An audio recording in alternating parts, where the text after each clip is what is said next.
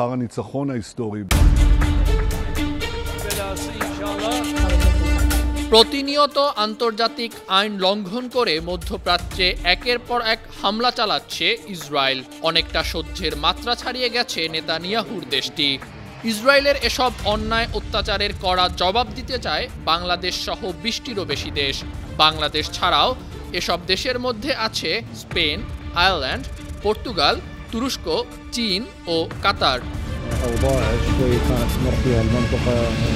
London ভিত্তিক সংবাদ মাধ্যম দ্য মিডল ইস্ট আই বলছে, ইসরায়েলের আন্তর্জাতিক আইন লঙ্ঘনের প্রতিবাদে আগামী সপ্তাহে কলম্বিয়ায় এক জরুরি সম্মেলন অনুষ্ঠিত হবে। গুরুত্বপূর্ণ এ সম্মেলনে বাংলাদেশ প্রতিনিধিও পাঠাতে পারে। সম্মেলনের আয়োজন করছে নেদারল্যান্ড ভিত্তিক দ্য হেগ গ্রুপ।